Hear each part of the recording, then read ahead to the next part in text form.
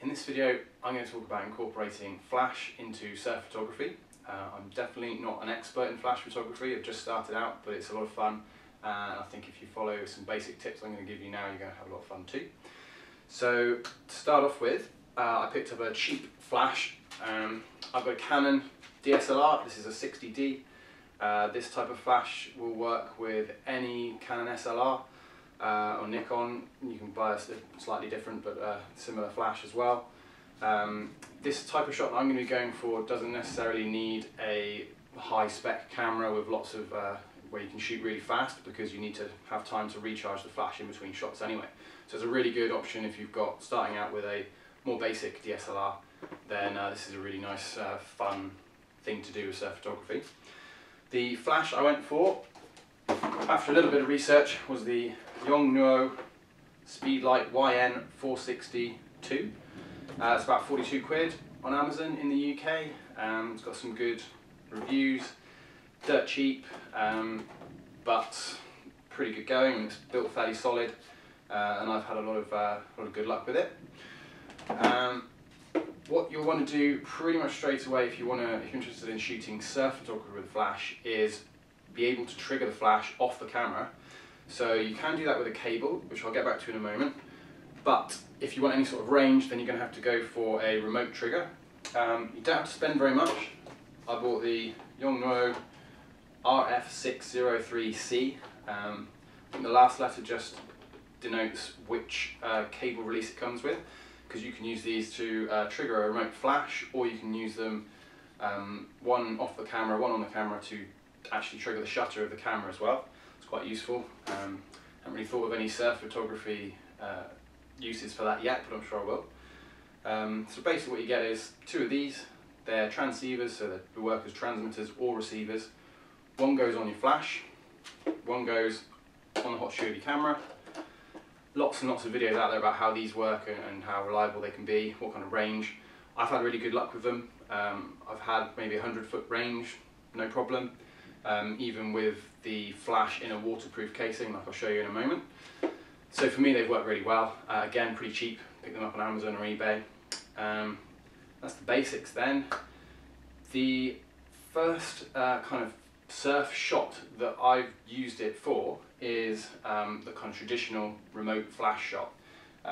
If you read Wavelength magazine, this is issue 220, November 2012. It's got a little guide on, it's written by Tim Nunn, photo by Andrew Shield, and it shows you how the kind of pro would achieve the same sort of shot that we're going to try and do. What we need to do, the first thing, obviously, is to make sure this can get out in the lineup, not get wet. So you've got a few options there. I've got one of these. This is an Aquapack DSLR case.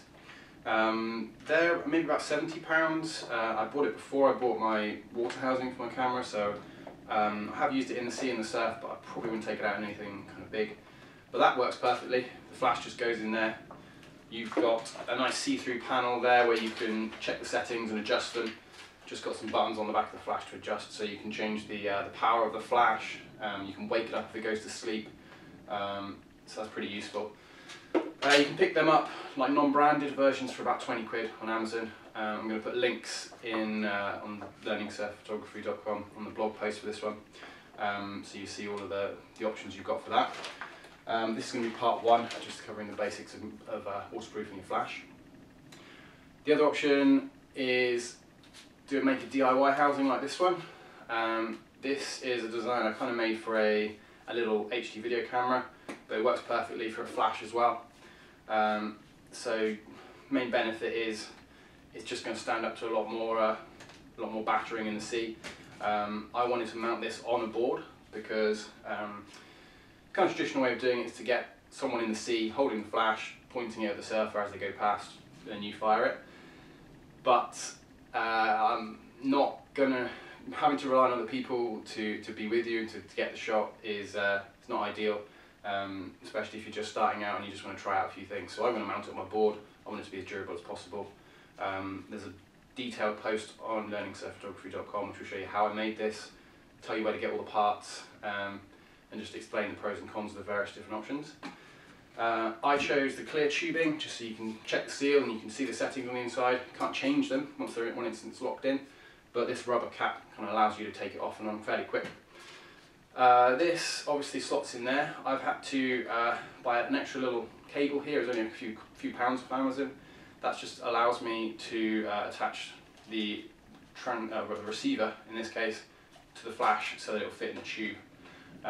If it was on there, kind of slid on the bottom, then it would just be too wide to fit through there.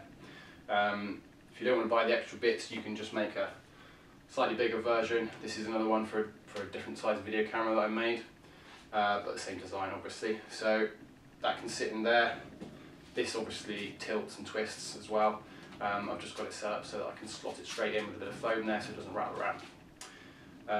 So that's a couple of ways of getting it in the water on a budget. You can go for a pro option.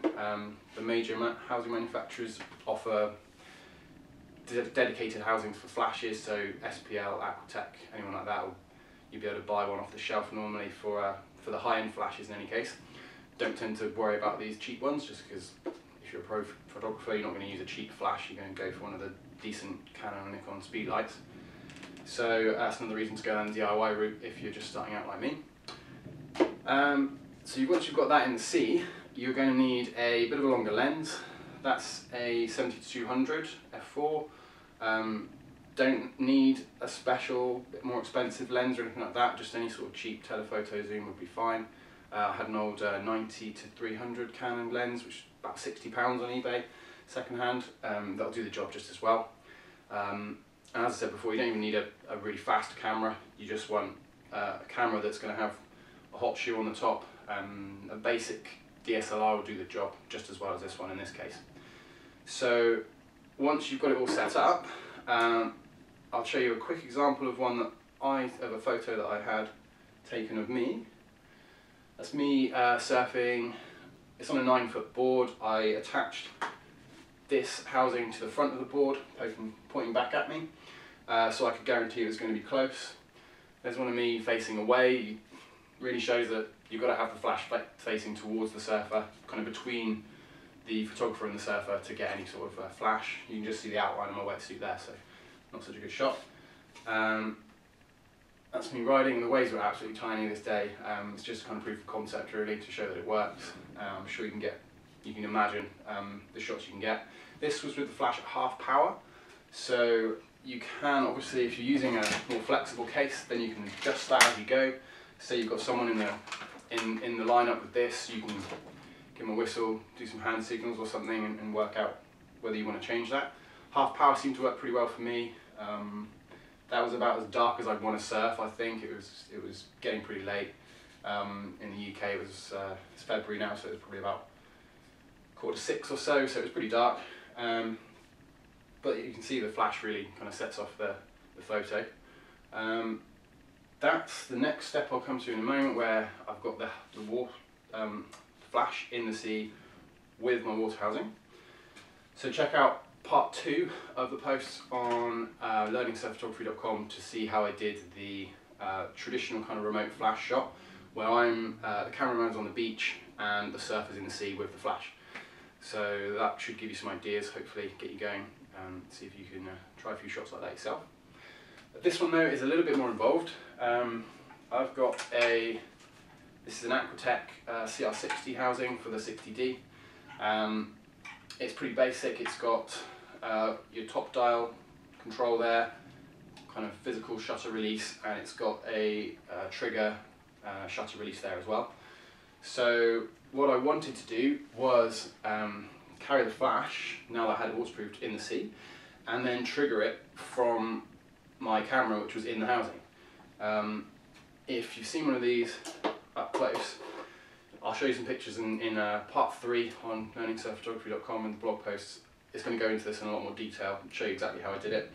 But there's not much space in there at all at the top. It's maybe 5-7 mil of gap between the hot shoe and the top of the housing. And that's obviously because this housing is designed to be as small as possible and still fit the camera in. It's perfect. I really do get on with this housing. I really like the way it's designed. The more expensive ones have a kind of flash bulkhead, which is just like a waterproof socket. So you plug a waterproof cable in there, one end goes in there, one end goes into a dedicated housing for the flash. That sits on top or off to the side, wherever you want it. And then you've got full control of the flash through your camera, through the settings on the back.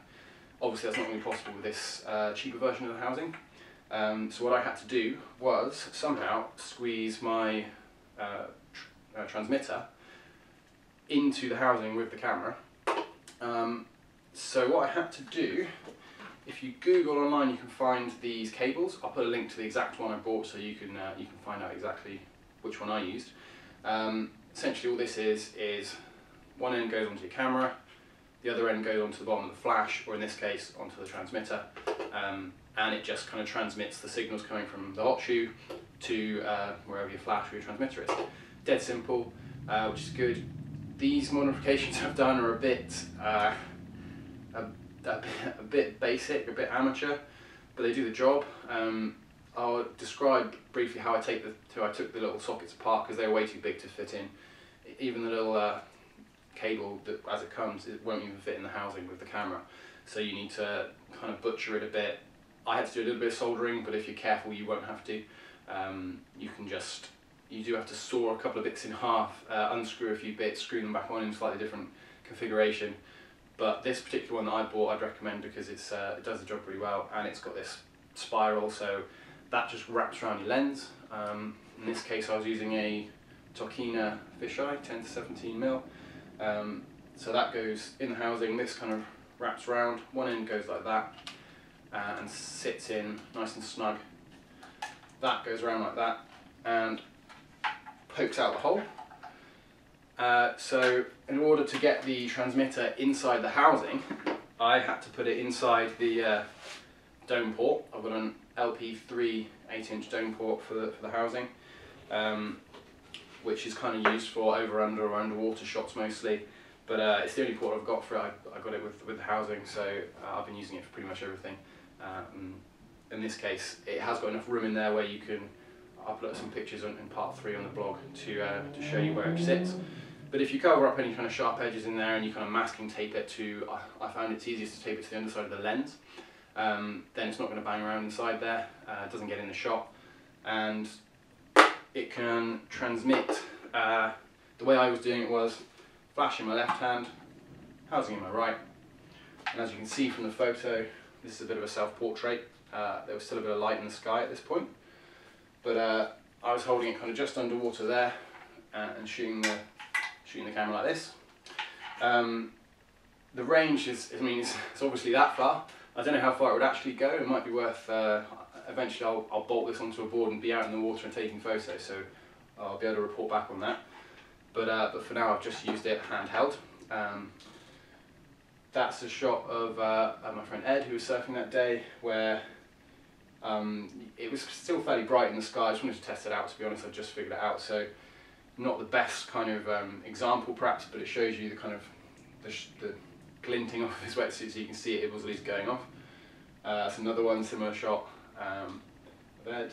That was a couple of days later, where the flash had set on too high, so you can see it's blown out the top left there. So in an ideal world I'd be able to change the settings, but it's not going to be possible with this kind of budget setup. So maybe would have been worth trying out with the flexible one that day.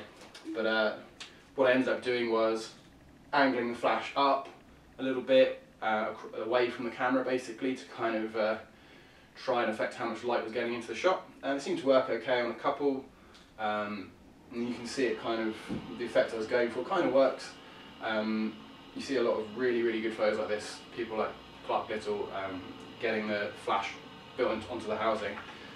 So I'm going to, eventually I'll mount it on the housing. I'll do some trial and error and figure out what kind of settings I'll need, and update the learningsurfphotography.com blog with all the details on there. But that gives you a rough idea of how I've gone about getting the flash involved in surf photography. There's at least 2 basic ideas that I've done that I think you can recreate fairly easily. Everything that I've shared here there'll be a link to in the blog posts. Check out learningsurfphotography.com. There's lots more on there. At the end of the day though, you don't need an expensive setup to try this kind of thing out. These things, the triggers and the flash, you're going to use, I've used it a lot in kind of everyday photography as well, not just surfing obviously, but I was keen to just try and get a few of these shots attempted at least. So hopefully that'll inspire you and you'll be able to go out and get your own type of shot like that.